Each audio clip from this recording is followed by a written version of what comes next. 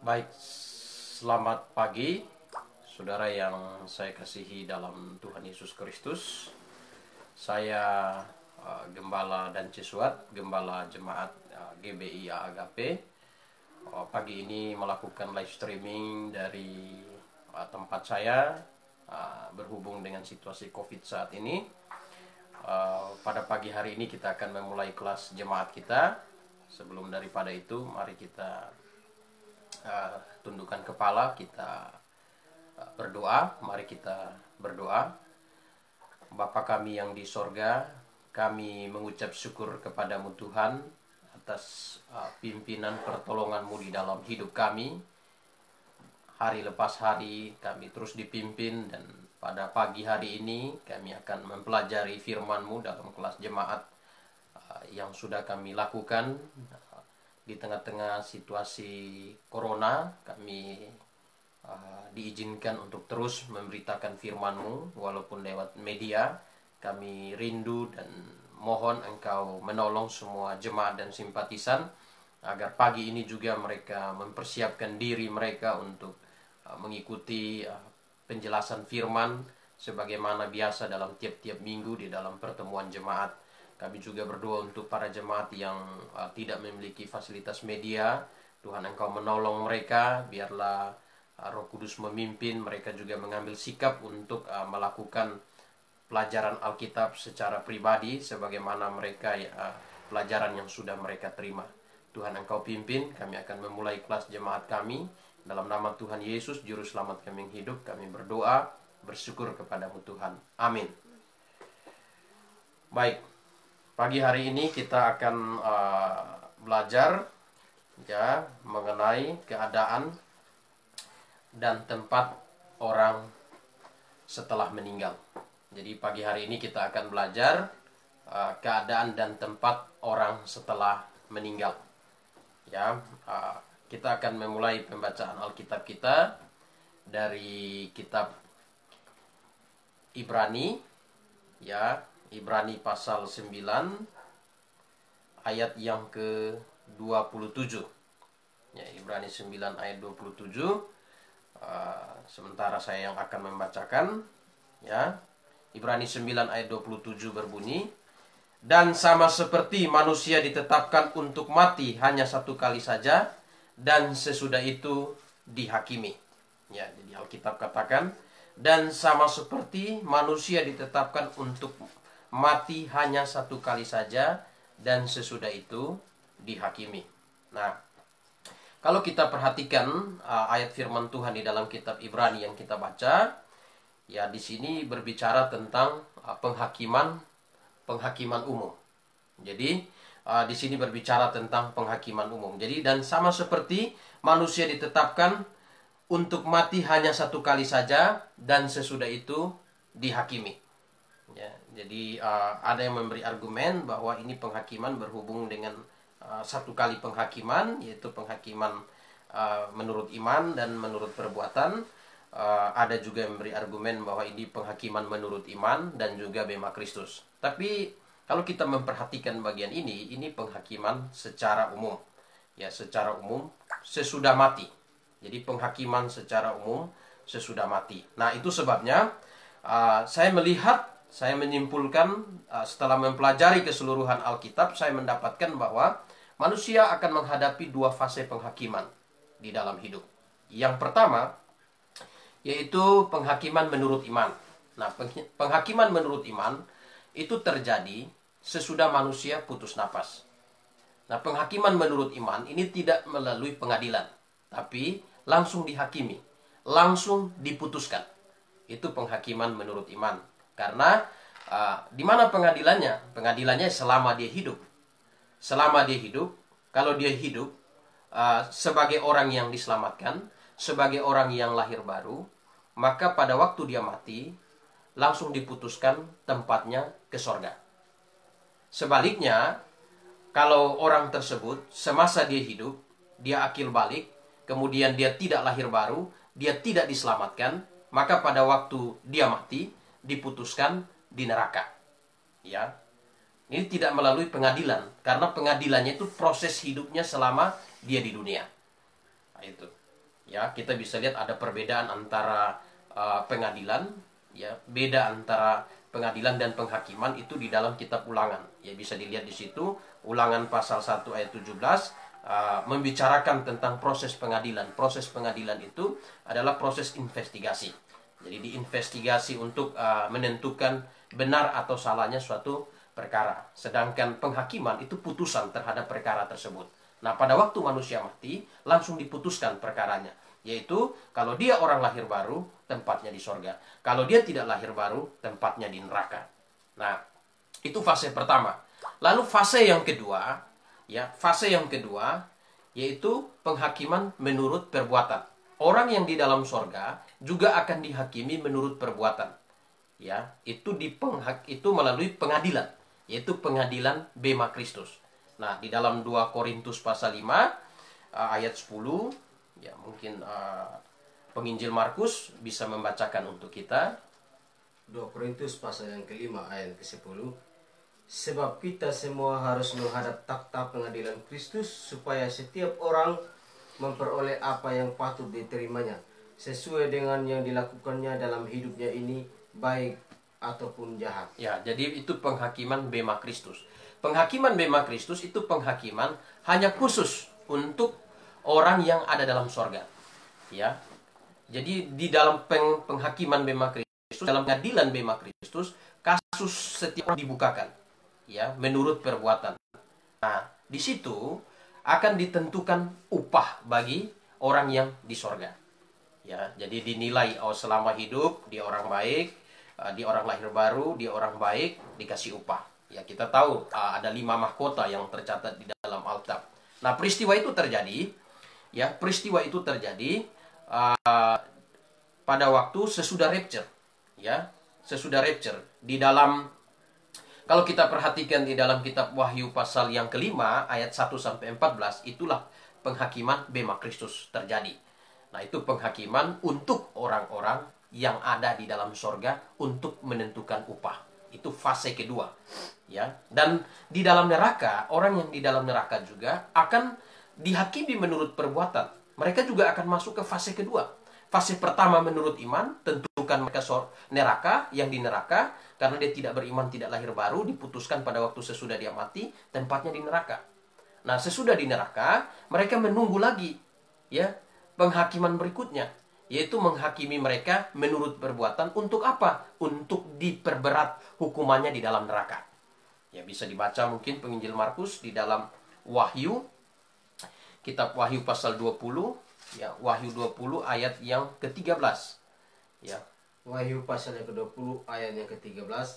Maka laut menyerahkan orang-orang mati yang ada di dalamnya, dan maut dan kerajaan maut menyerahkan orang-orang mati yang ada di dalamnya, dan mereka dihakimi masing-masing menurut perbuatannya. Ya, jadi maut dan kerajaan maut, ya, orang-orang yang ada di dalam neraka, ya, diserahkan untuk dihakimi. Untuk apa? Dihakimi menurut perbuatan, untuk diperberat hukumannya.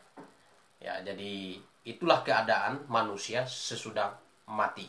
Jadi sesudah mati, fase pertama manusia akan dihakimi menurut iman untuk menentukan posisinya. Orang beriman, orang lahir baru, posisinya di sorga. Orang yang tidak diselamatkan, yang tidak lahir baru, posisinya di dalam neraka. Nah, itu. Nah, kemudian yang di sorga menantikan lagi penghakiman bema Kristus untuk menentukan upah. Sedangkan yang di neraka menantikan lagi, ya, penghakiman menurut perbuatan untuk menentukan penghukuman. Nah, itu. Nah, kemudian kita lihat lagi, ya, bagaimana keadaan orang setelah meninggal. Nah, tadi kita sudah tahu bagaimana keadaannya pribadi yang sudah meninggal. Nah, di sini kita bisa lihat dari pembacaan Lukas, ya, Lukas 16. Nanti saudara-saudara yang di rumah bisa membuka Alkitab untuk membaca Lukas 16 mulai dari ayat 19 sampai 31. Nah, itu keadaan orang yang meninggal, ya, oke. Kita akan lihat yang pertama, orang setelah meninggal, ya, dapat saling mengenal. Jadi sesudah mati itu bukan berarti hilang kesadaran, hilang segala-gala. Memang terpisah, ya, antara tubuh berpisah dengan jiwa dan roh kita. Tetapi setelah meninggal dapat saling mengenal. Ya, coba baca di dalam Injil Lukas, penginjil Markus, ya, pasal 16 ayat 23. Lukas pasal yang ke-16 ayat yang ke-23. Ayat yang ke-23. Orang kaya itu juga mati, lalu dikubur, dan sementara ia menderita sengsara di alam maut, ia memandang ke atas, dan dari jauh dilihatnya Abraham dan Lazarus duduk di pangkuannya. Ya, jadi di alam maut, di dalam neraka. Ya, ini Pak, ini di Hades sebelum kematian Kristus, orang-orang ditampung di Hades. Tapi sesudah kematian Kristus, yang beriman dibawa Tuhan ke Firdaus. Ya, nanti itu kita bisa belajar yang lain, itu hubungannya dengan Matius 27 ayat 51-52, di mana pada waktu Kristus mati, kubur terbelah dua, orang-orang kudus masuk ke kota kudus. Ya, Efesus pasal 4 ayat 8, ya, Kristus turun ke bumi yang paling bawah Hades, kemudian naik ke tempat tinggi membawa tawanan-tawanan, membawa orang percaya. Nah, kita perhatikan di sini bahwa setelah meninggal ternyata kita tetap bisa saling mengenal. Ya, orang-orang yang sudah meninggal saling mengenal. Ya, kita perhatikan di sini orang kaya melihat ke atas, dia lihat Lazarus duduk di pangkuan Bapak Abraham. Nah, itu ya keadaan orang setelah meninggal. Bukan orang setelah meninggal itu langsung hilang segala-galanya, tidak bisa tahu apa-apa. Tidak. Alkitab katakan setelah orang meninggal dia bisa saling mengenal. Ya, tetapi seperti pelajaran yang lalu, mengenalnya ini bukan mengenal dia gentayangan lagi, tidak. Karena orang yang mati tidak akan kembali ke rumahnya, dan tempat tinggal tidak akan mengenal dia lagi. Ya, di dalam Ayub pasal 7 ayat 9 dan 10 itu sangat jelas. Ya, jadi yang gentayangan malam ketiga, yang gentayangan malam ketujuh, yang gentayangan malam ke 100 dan 1000 dan sebagainya, itu bukan orang yang mati, tetapi iblis yang menyerupai orang yang sudah mati untuk mengikat manusia tetap takut kepada setan. Ya, nah itu harus dipahami. Ya, jadi mengenalnya ini mengenal yang di dalam neraka bisa saling mengenal. Nah, dalam sorga bisa saling mengenal. Ya, jadi bukan hilang kesadaran sepenuhnya. Ya, nah yang kedua, setelah meninggal orang dapat berseru, bercakap-cakap. Ya, dapat bercakap-cakap. Jadi yang di neraka dia merasa kesakitan. Ya, dia makin hidupnya makin susah. Ya, dalam Lukas tadi, coba Lukas 16 ayat 24. Lukas pasal 16 ayat 24. Ayat yang ke-24. Lalu ia berseru katanya, Bapak Abraham, kasihanilah aku, suruhlah Lazarus supaya ia mencelupkan ujung jarinya ke dalam air dan menyejukkan lidahku, sebab aku sangat kesakitan dalam nyala api ini. Jadi orang di dalam neraka bisa bercakap-cakap. Ya, ada komunikasi. Pertama, bisa saling mengenal.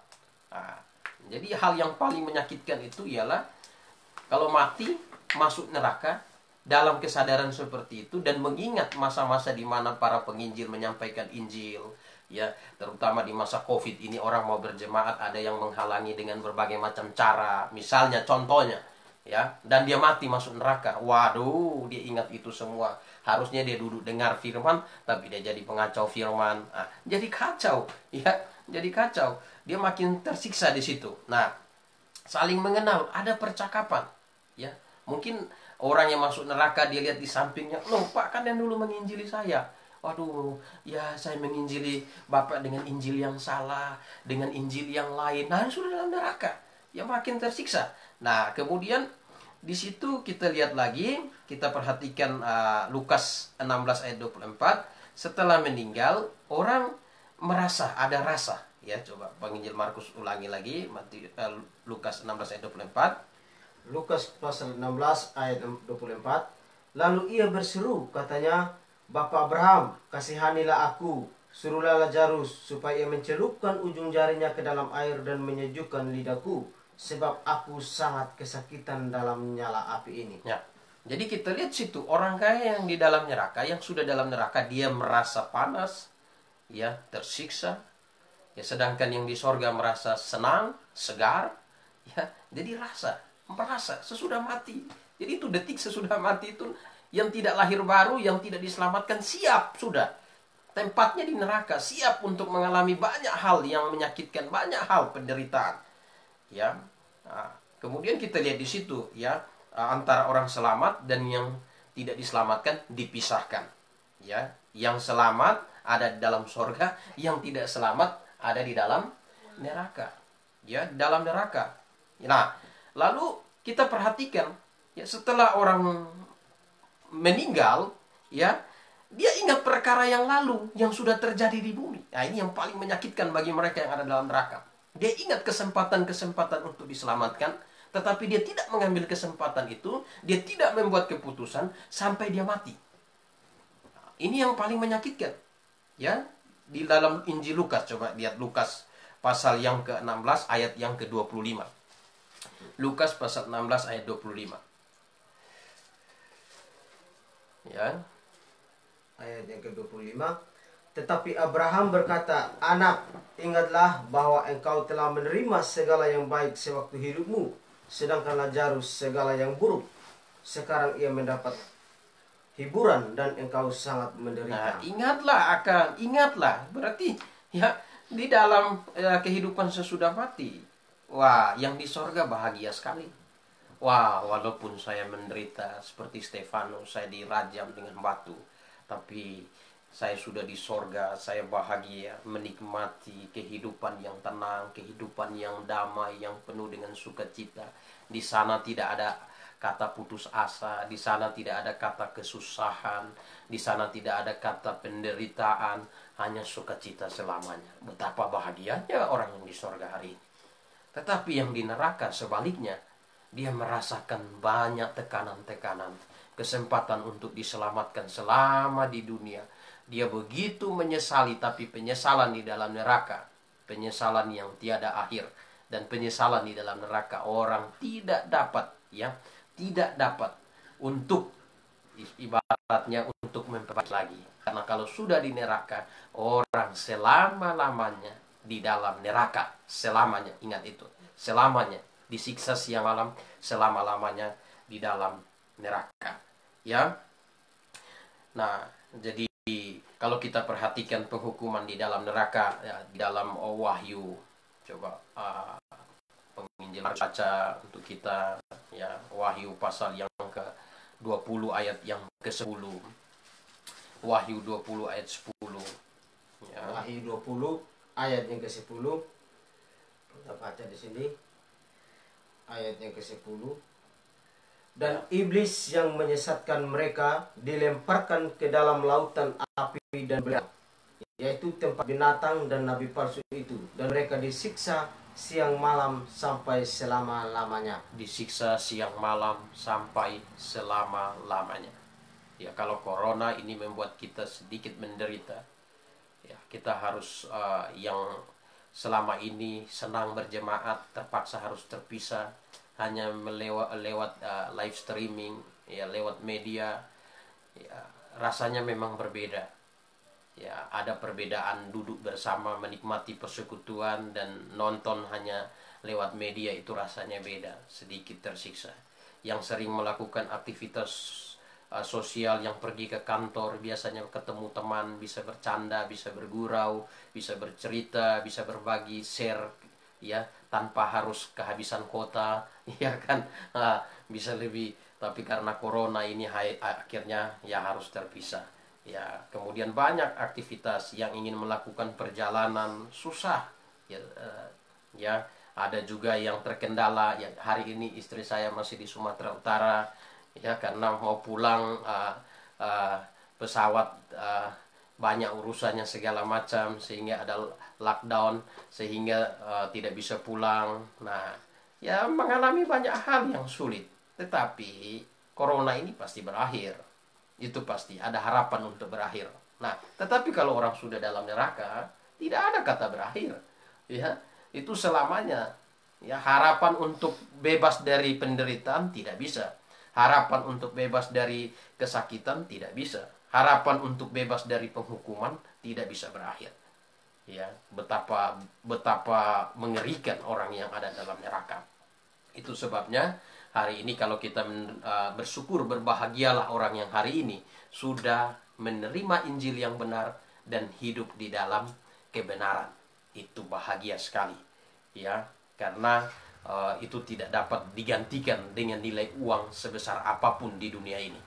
Ya, itu tidak bisa digantikan dengan nilai uang sebesar apapun di dunia ini. Itu sebabnya Alkitab bilang betapa indahnya kedatangan ya orang yang membawa kabar baik. Betapa indahnya kedatangan orang yang membawa berita Injil. Yaitu akan kita hayati betul-betul ketika kita ada dalam sorga. Dan itu akan menjadi sangat berarti bagi orang yang menolak Injil, bagi orang yang menghina ya hamba-hamba Tuhan yang memberitakan firman yang benar dan yang tidak menghargai. Wah, di dalam neraka dia akan merasa penderitaan yang sungguh-sungguh mengerikan bagi dia. Nah, jadi itu. Nah, saudara yang saya kasihi di dalam Tuhan Yesus Kristus, ya, kita uh, tahu ya yang berikut kita lihat di sini. Setelah meninggal dunia, apakah orang yang sudah diselamatkan langsung ke sorga, dan yang belum diselamatkan langsung ke neraka? Ya, tadi seperti dikatakan, sesudah putusan, ya, sesudah keputusan itu dibuat, ya, sesudah keputusan dibuat, orang putus napas langsung diputuskan. Yang lahir baru, yang beriman, langsung diputuskan tempatnya ke sorga, ya. Sedangkan yang tidak lahir baru, yang tidak diselamatkan, diputuskan tempatnya di dalam neraka, ya, di dalam neraka. Nah, jadi tidak ada yang namanya gentayangan, tidak ada yang namanya melewati api penyucian. Itu bukan ajaran Alkitab, ya, tidak ada, ya. Langsung diputuskan di dalam neraka. Ya, Ibrani 9 ayat 27, bagi yang tidak lahir baru, manusia ditetapkan mati satu kali, sesudah itu dihakimi. Ya, sesudah dihakimi. Kemudian sesudah dihakimi, dia tidak gentayangan lagi. Ya, dalam Ayub pasal 7. Ya, Ayub pasal 7 ayat 9 dan 10. Ya, bisa penginjil Markus bacakan untuk kita. Ayub pasal 7 ayat 9 dan 10. Ayub pasal 7 ayat 9 dan 10. Ayub pasal 7. Ya, ayat 9 dan 10. Ayub pasal 7. Ya, ayat 9 dan 10. Ayat 9 dan 10. Sebagaimana awan lenyap dan melayang hilang, demikian juga orang yang turun ke dalam dunia orang mati tidak akan muncul kembali. Ia tidak lagi kembali ke rumahnya dan tidak dikenal lagi oleh tempat tinggalnya. Oleh sebab itu aku pun tidak akan menahan mulutku. Aku akan berbicara dalam kesesakan Ayat jiwaku. 9 sampai ayat 9. Ayub 7 ayat 9 dan 10. Jadi orang yang mati tidak kembali ke rumahnya. Itu ingat baik-baik orang Kristen, ya. Ya, orang Kristen lahir baru harus betul-betul paham ini. Ya, saya kasih tahu. Karena sampai hari ini masih banyak orang yang punya pikiran orang mati masih bisa merasuki orang hidup. Itu keliru. Yang rasuk itu sebenarnya bukan yang sudah mati, tetapi yang rasuk itu adalah setan yang menyerupai orang yang sudah mati. Setan itu bisa menyamar dalam rupa apapun, dalam bentuk apapun, dalam wujud apapun. Ya, itu setan. Ya. Nah, di dalam kalau kita perhatikan Alkitab kita, coba kita lihat di dalam kitab Ulangan, ya, Ulangan pasal yang ke-18. Ya, Ulangan pasal 18. Ya. Ayat 11 12. Ulangan pasal 18 ayat 11 dan 12. Seorang pemantera ataupun seorang yang bertanya kepada arwah atau kepada roh peramal atau yang meminta petunjuk kepada orang-orang mati. Ya. Ayat 12. Sebab setiap orang yang melakukan hal-hal ini adalah kekejian bagi Tuhan, dan oleh karena kekejian-kekejian inilah Tuhan Allahmu menghalau mereka dari hadapanmu. Ya, jadi Alkitab katakan dengan jelas, kita tidak boleh mempersekutukan diri kita dengan orang yang sudah mati. Ya, lewat sembahyang kubur lah, lewat berkomunikasi dengan orang yang mati lah, minta berkat lah, minta apalah segala macam. Itu sebenarnya kita sedang mempersekutukan diri kita dengan iblis, bukan orang yang sudah mati itu. Karena orang mati tidak ada dalam kuburan itu. Orang mati itu langsung putus, dia tidak lahir baru, neraka. Yang lahir baru, sorga. Nah, itu sudah sangat jelas di situ. Ya, jadi orang yang mempersekutukan dirinya dengan minta rezeki dari orang yang sudah mati lah, minta berkat dari orang yang sudah mati, itu orang yang mempersekutukan dirinya dengan iblis, dan Alkitab katakan itu kekejian bagi Tuhan. Ya, kekejian bagi Tuhan. Jadi Alkitab tidak pernah mengajarkan bahwa orang yang hidup harus berkomunikasi dengan orang mati. Pengkhotbah pasal 9 ayat 5, ya, antara orang hidup dan mati itu tidak ada hubungannya lagi. Ya, tidak ada hubungan. Jadi tidak ada koneksinya. Jadi kalau ada yang masih doa supaya bapakmu yang di sana kasihmu rezeki, doa supaya nenekmu di sana bisa kasihmu jalan hidup yang baik, itu keliru. Karena antara orang hidup dan mati tidak ada hubungannya lagi. Ya, dalam Pengkhotbah pasal 9 ayat 5, boleh Penginjil Markus bacakan untuk kita. Pengkhotbah pasal 9 ayat yang kelima, karena orang-orang yang hidup tahu bahwa mereka akan mati, tetapi orang yang mati tak tahu apa-apa.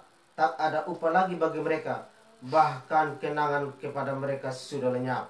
Ya, jadi tak ada upah, kenangan lenyap. Jadi dia tidak bisa buat kenangan. Jadi tidak ada hubungan lagi antara orang hidup dan orang yang sudah mati. Ya, jadi selagi dia hidup, ya kita harus menyayangi. Ya, hal yang paling penting bagi orang yang hidup saat ini, kita harus berdoa agar mereka diselamatkan, agar mereka jangan mati dalam neraka, atau mereka mati dalam kesesatan. Ya, jangan berpikir, oh saya sudah jadi orang Kristen, ya saya sudah percaya Yesus, ya saya sudah diselamatkan. Nah, lalu yang penting saya ke tempat mana saja, saya tetap bisa masuk surga. Oh, itu keliru. Ya, karena kita perhatikan Rasul Paulus katakan orang-orang di Galatia sesudah mereka terima Injil, lalu ada orang memberitakan Injil yang lain. Ya, Galatia pasal 1 ayat yang ke-6. Ya, Penginjil Markus bisa bacakan untuk kita Galatia pasal 1 ayat yang ke-6. Ya, Galatia pasal 1 ayat yang ke-6. Aku heran bahwa kamu begitu lekas berbalik daripada Dia, yang oleh kasih karunia Kristus telah memanggil kamu dan mengikuti suatu Injil lain. Ya, mengikuti suatu Injil yang lain. Nah, pertanyaannya, apa konsekuensi dari seseorang mengikuti Injil yang lain? Ya, Galatia pasal 5 ayat 3 dan 4. Konsekuensinya dicatat di situ, Galatia 5 ayat 3 dan 4. Galatia pasal yang ke-5 ayat yang ke-4. 3 dan 4. 3 dan 4. Sekali lagi aku katakan kepada setiap orang yang menyunatkan dirinya bahwa ia wajib melakukan seluruh hukum Taurat. Kamu lepas dari Kristus. Jikalau kamu mengharapkan kebenaran oleh hukum Taurat, kamu hidup di luar kasih karunia. Ya, kamu lepas dari Kristus, kamu hidup di luar kasih karunia. Nah, coba renungkan kalimat itu. Ya, lepas dari Kristus, hidup di luar kasih karunia. Apa artinya? Kita diselamatkan oleh karena kasih karunia. Kita bisa masuk surga karena kita dalam Kristus. Nah, kalau kita ya lepas dari Kristus, kasih karunia sudah pasti. Ya, secara implisit ayat itu menjelaskan orang yang sudah diselamatkan kemudian tersesat di dalam doktrin yang salah, dia mati pasti ke neraka. Nah, dia mati pasti ke neraka. Ya, jadi Alkitab sangat tegas berbicara tentang itu. Ya, Alkitab sangat tegas berbicara tentang itu. Jadi sesudah seseorang diselamatkan, ya, dia nomor berikutnya dia harus ya melakukan kehendak Tuhan, yaitu memperoleh pengetahuan akan kebenaran. Jadi kalau orang itu sudah selamat, dia tidak ada pengetahuan akan kebenaran dan dia tidak melakukan kehendak Tuhan setepat-tepatnya sesuai firman Tuhan, dia lakukan sesuai ajaran manusia, ibadah buatan manusia, itu bisa berdampak pada imannya. Pada waktu dia menerima ajaran manusia dalam hidupnya, berdampak pada imannya dan menyeret dia akhirnya tempatnya di dalam neraka. Nah, tempatnya di dalam neraka. Ya, nah itu sebabnya kita lihat Tuhan Yesus sendiri ya meminta orang yang sudah percaya kepadanya untuk belajar kebenaran. Ya, dalam Yohanes pasal 8 ayat 31 32. Yohanes pasal 8 ayat 31 32. Ya, Yohanes pasal 8 ayat 31. Yohanes 8 Ya, ayat 31. 31, Yohanes pasal yang ke-8 ayat 31 dan 32. ayat 31 dan 32. Maka katanya kepada orang-orang Yahudi yang percaya kepadanya, jikalau kamu tetap dalam firman-Ku, kamu benar-benar adalah murid-Ku, dan kamu akan mengetahui kebenaran, dan kebenaran itu akan memerdekakan kamu. Ya, kamu akan mengetahui, benar-benar murid, kamu akan mengetahui kebenaran. Jadi Tuhan Yesus berbicara kepada siapa? Coba perhatikan di situ. Tuhan Yesus berbicara kepada orang Yahudi yang percaya kepadanya. Jadi sebenarnya itu peringatan Tuhan Yesus terhadap orang yang sudah percaya Yesus hari ini. Ya, sudah percaya Yesus bukan berarti kalau dia masih hidup di dunia dia hidup sembarangan. Dia pergi ke tempat yang sembarangan. Bukan begitu. Sesudah percaya Yesus, dia tetap harus pergi, harus mencari yang benar. Ya, harus belajar kebenaran. Nah, kalau orang sudah percaya Yesus, dia tidak belajar kebenaran, dia gampang disesatkan. Ya, gampang disesatkan. Bisa disesatkan oleh ajaran setan, bisa disesatkan oleh tipu daya manusia dalam Efesus 4 ayat yang ke-14, oleh rupa-rupa ajaran manusia dengan kelicikan yang menyesatkan. Ya, bisa disesatkan oleh dirinya sendiri. Ya, dia rasa benar tapi sebenarnya tidak sesuai dengan firman Tuhan. Nah, makanya Alkitab katakan sesudah seseorang itu diselamatkan, nomor berikut yang harus dia lakukan, dia harus memperoleh pengetahuan akan kebenaran. Dalam 1 Timotius, coba kita perhatikan di dalam 1 Timotius pasal 2 ayat 3 dan 4. Ya, 1 Timotius pasal 2 ayat 3 dan 4. 1 Timotius pasal yang kedua ayat yang ketiga dan yang keempat. Ya. Itulah yang baik dan yang berkenan kepada Allah juru selamat kita, yang menghendaki supaya semua orang diselamatkan dan memperoleh pengetahuan akan kebenaran. Supaya semua orang diselamatkan dan memperoleh pengetahuan akan kebenaran. Jadi ini yang Tuhan mau. Ya, makanya ada dua hal penting yang Tuhan ingin manusia lakukan. Nomor satu, orang yang sudah diselamatkan diperintahkan untuk memberitakan Injil. Nomor dua, sesudah diselamatkan, dia memberitakan Injil dan dia harus menjemaatkan dirinya dan menjemaatkan orang yang diinjilinya. Nah, makanya jemaat juga harus jemaat yang benar. Kalau jemaat tidak benar bagaimana? Dalam 1 Timotius 3 ayat 15, Rasul Paulus katakan, jemaat dari Allah yang hidup, tiang penopang dan dasar kebenaran. Jemaat yang tidak diintervensi oleh kiri kanan, oleh pihak-pihak dunia. Tetapi jemaat yang mutlak bertanggung jawab langsung kepada kepala jemaat, yaitu Yesus Kristus. Nah, ya, jadi ini yang harus kita perhatikan di sini. Ya, kita harus memperhatikan ini secara baik. Lalu muncul pertanyaannya, bagaimana orang yang sudah diselamatkan, lalu dia tidak memperoleh pengetahuan akan kebenaran? Dia ikuti ajaran manusia. Itu bagaimana posisi orang begitu? Nah, Yesaya 29 ayat yang ke-13, ya kalau ibadah itu hanya hafalan, itu kekejian bagi Tuhan. Nah, misalnya, coba Yesaya 29 ayat yang ke-13. Ya, Yesaya 29 ayat 13. Ya, Yesaya 29 ayat 13. Yesaya Injil Markus ya, ayat 13. Yesaya 29 Ayat 13. ayat yang ke-13. Ya. Dan Tuhan telah berfirman, oleh karena bangsa ini datang mendekat dengan mulutnya dan memuliakan aku dengan bibirnya, padahal hatinya menjauh daripadaku, dan ibadahnya kepadaku hanyalah perintah manusia yang dihafalkan. Nah, itu terutama yang banyak orang Kristen hari ini, doa Bapa kami. Paling gampang. Ya, ada apa-apa, lu doa Bapa kami saat itu paling gampang. Sebenarnya bukan dia ini, itu dia hafalan punya. Ya, dan Tuhan, ya jauh sebelum ada Tuhan ajarkan orang Yahudi mengenai doa Bapa kami, ternyata orang Yahudi, umat Tuhan, itu sudah melakukan ibadah yang sifatnya hafalan punya. Ada lagi yang doa dicatat punya. Suruh catat doa, baru baca doa. Nah, ini bagaimana? Ya, bagaimana? Tuhan mau kita menyembah Dia dengan hati kita, dengan keberadaan kita, ya, dengan keberadaan kita, bukan hafalan. Nah, ya, jangan jadi orang Kristen yang suka hanya menghafal-hafal saja. Nah, ya, kita perhatikan lagi bagaimana Tuhan bilang di dalam Matius 15 ayat 8 dan 9. Percuma bangsa ini beribadah kepadaku, karena ajaran yang mereka ajarkan ialah perintah manusia. Nah, Markus 7 ayat yang ke-8. Perintah Allah kamu abaikan dan berpegang pada adat istiadat. Hanya kebiasaan, hanya aturan manusia. Adat istiadat itu aturan manusia. Ya. Jadi sesudah diselamatkan, langkah selanjutnya orang harus mencari kebenaran, atau selanjutnya orang harus belajar kebenaran. Ya, tadi saya sudah gambarkan betapa celakanya kalau orang masuk neraka. Ya, kalau orang celaka, ya ibarat kalau, minta maaf kalau ditabrak begitu atau kecelakaan apa, mati langsung habis. Ya, tinggal lihat tubuhnya. Nah, tetapi di dalam neraka itu celakanya tiada akhirnya, karena penderitaan di situ selama-lamanya.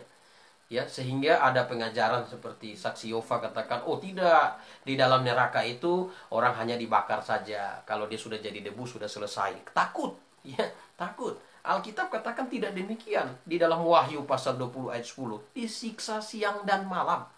Berapa lama? Selama-lamanya. Nah, ya, itu jelas. Ya, makanya Injil itu sangat berharga bagi kehidupan manusia. Ya, kalau bukan karena Injil, celakalah banyak manusia hari ini. Celaka. Ya, tapi pemberitaan Injil juga mendapat hambatan, halangan. Siapa yang paling tidak senang dengan pemberitaan Injil? Iblis nomor satu. Nomor dua siapa? Orang-orang yang hatinya fasik, hatinya jauh dari Tuhan. Ya, yang ibadahnya, terutama yang ibadahnya cuma hafalan punya. Ya, yang ibadahnya cuma hafalan. Ketika kita suruh buka Alkitab, mereka bilang, waduh, karena ketika kita buka Alkitab, kita baca Alkitab, semua kebenaran akan tersingkap. Yang tidak benar akan diketahui. Jadi sebenarnya kalau ada orang melarang orang lain membaca Alkitab, itu orang dipertanyakan. Karena Alkitab sudah katakan dalam Mazmur 119 ayat 105, firman-Mu pelita bagi kakiku dan terang bagi jalanku. Cari terang, ya, untuk menuntun hidup kita, ya firman Tuhan. Ya, firman Tuhan, bukan aturan, bukan perintah, bukan ajaran manusia dan sebagainya. Nah, dan yang terakhir yang mau saya sampaikan, ya, yang terakhir yang mau saya sampaikan, konsekuensi akhir dari orang yang sudah percaya Yesus yang menerima ajaran yang salah.